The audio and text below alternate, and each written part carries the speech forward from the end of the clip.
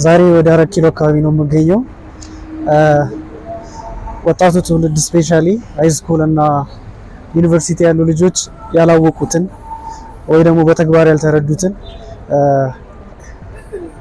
ብዙ በስራው ዓለም በቅጥርም ዓለም እና በንግዱ ዓለም ተሳትፎ ያደረጉት ሰዎችን ኢንተርቪው ማድረግ ነው ጉዞዬንም የጀምረው።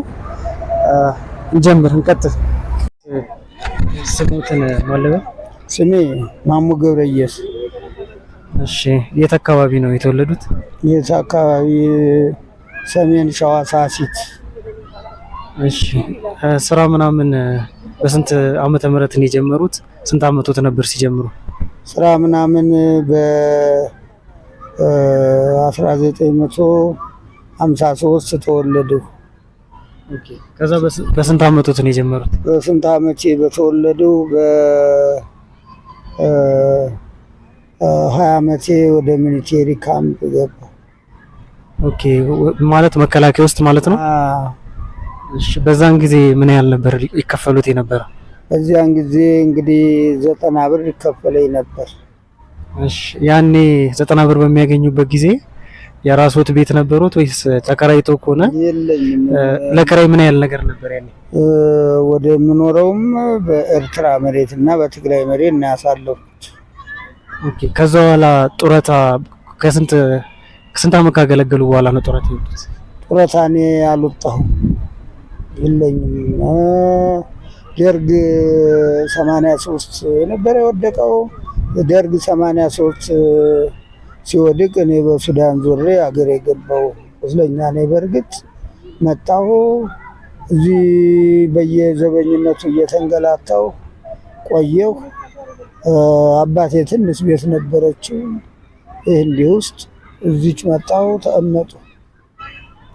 ኦኬ። እሺ። ያኔ ወደዚህ ወደ ሀገር አቋርጦ ከገቡ በኋላ ምን ዘበኝነትና ነገር ነው ያሉት አይደል? ዘበኝነት በየሀብታም ቤት።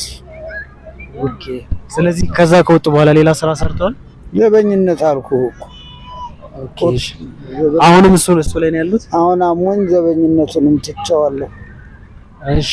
አሁን የምጠይቆት ሌላ የህይወት አካሄድ ቢመርጡ ኖሮ የተሻለ ነበር ብሎ ያምናሉ? ለምሳሌ ከስራ ጋር የተያያዘ ነው። ውትድርናውም ቢሆን ችግር የለውም፣ ግን በገቢ ምንጭ ለምሳሌ ሌላ ሙያ ላይ ብሰማራ ኖሮ የተሻለ ነገር አገኝ ነበር ብሎ ያምናሉ?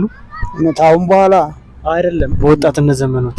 በወጣትነት ዘመኔ ይሻላል ብዬ እንግዲህ ወደ ወታደር ቤት ገባው።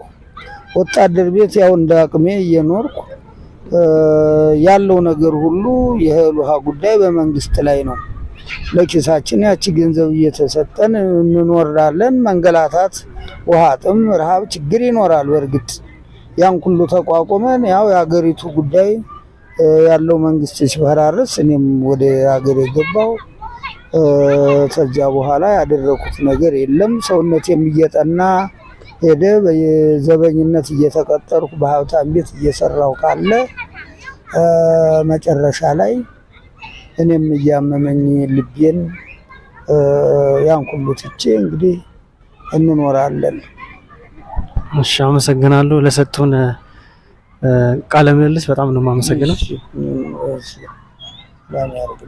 ኢንተርቪው ያደረኳቸው ሰውዬ በመከላከያ ውስጥ ያሳለፉ ናቸውና በሚያሳዝን ሁኔታ እድሜ ልካቸው ማለት ይቻላል አገልግለዋል። በቅጥር ነበር ያሳለፉትና ግን የሚገርመው ነገር እስከዚህ ሰዓት ድረስ የራሳቸው መተዳደሪያ ወይ መኖሪያ ቤት የላቸውም። ከወር የሚያበቃም ገቢ የላቸውም እና በጣም ነው የሚያሳዝነው። ቀጣይ ወደ ኢንተርቪው ወደምናደርጋቸው ሰዎች እንሄዳለን። ስሙትም አለበ? ጥበቡ ቤ። እሺ፣ ምን አይነት ስራ ላይ የተሰማሩት? ቀደም ሲል እንግዲህ በንግድ ባንክ በተላላኪነት ነው ተላላኪ ስራ የገባሁት።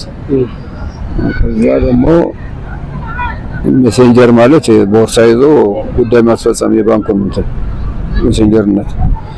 ከዛ ደግሞ በእርግጥ ገንዘብ ቤት ገባሁኝ፣ ገንዘብ ማሸግ። በዚህ ስራ ላይ ምን ያህል ጊዜ ነው የቆዩት?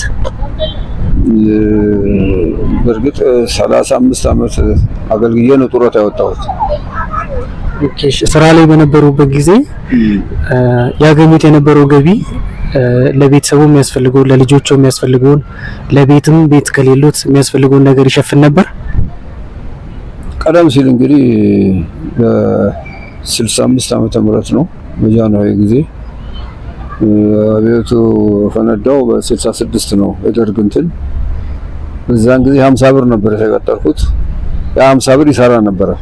ያኔ ቤት ኪራይ የሚያስታውሱ ከሆነ ስንት ብር ነበር? በ50 ነው 5 ብር ምናምን ቀበሌ ቤት ነው። ቀበሌ ራሱ ያኔ ደርግ የሰጠን 5 ብር ነበር የምከፍለው። እሺ ስለዚህ አሁን ራሱ በ5 ብር 25 ኪሎ እና ቅቤ ደግሞ የዛ ጊዜ ርካሽ ነው። በብር 50 ኪሎ ይገኛል። ስጋ ኪሎ የሚባል ነገር የለም። የተከራከርን ብቻ ጉራጌያው ከፍ በል እያለ ነው እንጂ ኪሎ ሁሉ የለም ነበር የዛ ጊዜ። እና ጥጋም ነበር ዘመኑ ማለት ነው። ሰውም ትንሽ ነበር ህዝቡ ራሱ።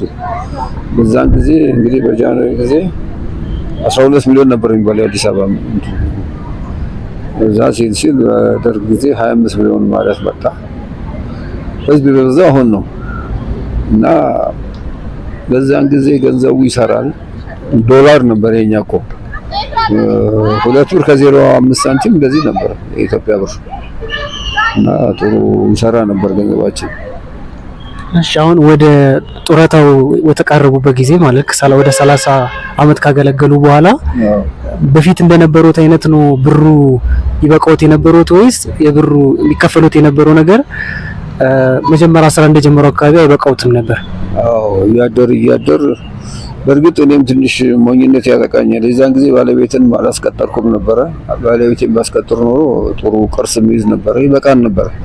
የኔ ብቻ ገቢ ስለሆነ ለልጆችም ለምንም እያነሰ መጣ። እያደር ኑሮ የጨመረ መጣ ማለት ነው። እና ሆኖም አሁን እሷ ባለቤቴ ወደ 5 ዓመት ሆኗታል ከሞተች። ልጆችም አሉ፣ የልጅ ልጅም አይቻለሁ እግዚአብሔር ይመስገን። ያው በጡረታ ነው ያለሁት። አሁን ገንዘቡ እኔ ጡረታ 900 ብር ነበር ይዤ ወጣሁት። ስራ ላይ ሆኜስ 2000 ነበር የሚከፈለኝ። ጡረታ ስወጣ 900 ይዤ ወጣሁ። ምክንያቱም ለወጣ ስል ነበር ትንሽ እድገትም ገንዘቡም ጨመር ያለው 3 አመት አልበላሁትም። 900 ብር ይዤ ወጣሁ። ከዛ ይሄ መንግስት ደግሞ ያው ጡረተኞችም እየጨመረ በመለስ ዜና ጊዜ እየጨመረ አሁን ድረስ ወደ 6000 ደርሻለሁ። እሺ አሁን ካለንበት ነባራዊ ሁኔታ ጋር ሆነን አሁን በዚህ ጊዜ ያሉትን ወጣቶች ወይ ደግሞ ከዚህ በኋላ የሚመጡትን ልጆች ካዩት ነገር በህይወት ከታዘቡት ነገር ላይ ምንድነው አሁን ልጆችን ሊመክሩ የሚችሉት? አሁን የመጡትን ልጆች እንግዲህ ልጆች ያልሰጠውን አምጣ ማለት አይቻልም። ቀደም ሲል በእውነቱ በእኛ ጊዜ ግብረ ገብ ትምህርት ቤት ነበር። ትህትና አለ። አክብር አባ ኮመከ እንኳን አባትነቱን ሽማግሌውም ሁሉ አክብር ነው የሚለው ሁሉ የዛ ጊዜ ክብር ይሰጣል።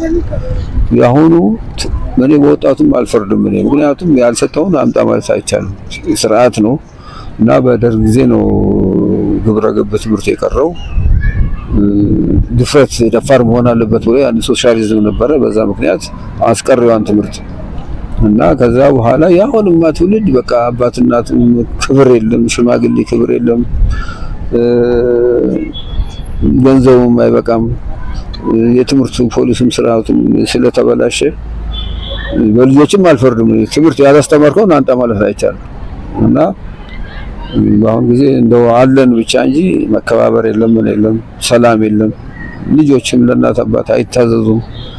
እንኳን ሚስትም ቢሆን እንደ ድሮ አይደለችም። ድሮ መከባበር አለ፣ ፍቅር አለ፣ ረድኤት አለ። አሁን የለም፣ ሁሉ የለም እና በእግዚአብሔር ኃይል አለን። እርግጥ ዕውቀቱ ማወቁ ጥሩ ነው። ከክብር ጋር ቢሆን ጥሩ ነበረ፣ መከባበር ጋር እና ልጆች አንተ አታውቅም ያውቃለሁ ነው አሁን ተቀብለን እንኖራለን እስካሁን እንግዲህ እሺ በምግባር ዙሪያ ላይ ጥሩ ነገር መክረዋል። ግን የኔ ተጨማሪ ነገር በገንዘብ አሁን ለምሳሌ በገንዘብ ራሳቸው እንዲችሉ በቃ በኋላኛው እድሜያቸው እንደቻው ለምሳሌ የራሳቸው ቤት፣ የራሳቸው መኪና፣ የራሳቸው ስራ ወይ ድርጅትም እንዲኖራቸው ምን ቢያደርግ ነው ያሁኑ ወጣት የተሻለ ነገር ሊኖር የሚችለው ብሎ የሚያስቡት? አዎ እንግዲህ የኔ ልጆች አሁን ይገርምሃል 9ኛ ክፍል የተማሩ በቃ ትምህርትን ቦታ አልሰጡትም። ስራም ደህና የያዘ የለም። ኑሯቸው ደካማ ነው። አንዷም እንዲሁ አረብ ሀገር ሄዳ ነበረ 7 አመት ቆይታ ስትመጣ እኔ ቤሩት ጊዜ ያኔ ጦርነት ነበረ። አንዷ በእጇ ይዛ አንዷ ለሞርጉዝ ሆና ነው የመጣችው። በዛን ጊዜ ለወላጆቼ ብላ ምንም የላከችልን ነገር አልነበረም።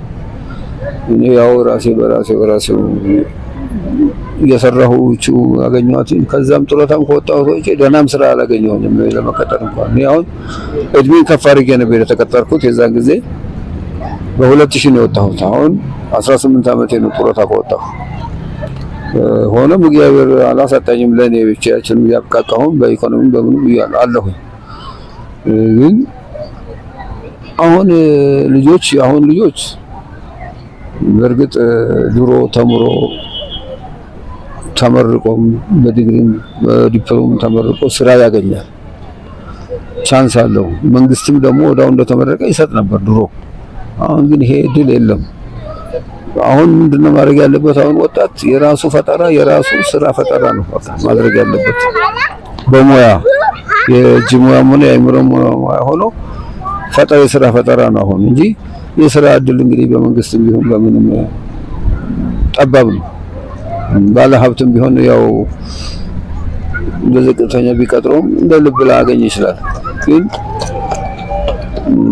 እንደምናየው ደግሞ እንደገና ይኸው ልጆችም የስራ ፈጠራ የሚያገኙ ቦታ አላገኙም፣ ለመስራት ቦታ አላገኙም። ይሄን መንግስት ትብብር እያደረገ እንትን ካለ ስራ ፈጠራው ጥሩ ነው። እሺ ስለነበረን ቆይታ አመሰግናለሁ። ቀጣዩ ትውልድ ይሄንን ቪዲዮ አይቶ ከእርሱ ብዙ ነገር ይማራል ብዬ ተስፋ አደርጋለሁ። መልካም ጊዜ ይሁንልዎት። ኢንተርቪው ያረኳቸው ሰውዬ ከዛሬ 53 አመት በፊት ነበር ስራ የጀመሩትና ስራውን የጀመሩት በባንክ ውስጥ ነውና በዛን ሰዓት 50 ብር ነበር ገቢያቸው። የቤት ኪራይ ኦልሞስት 5 ብር ነበር የሚከፍሉትና ለወደፊቱ ኢንቨስት ማድረግ እንዳለባቸው የራሳቸው ቤት የራሳቸው ንብረት እንደሚያስፈልጋቸው አላሰቡም ነበር።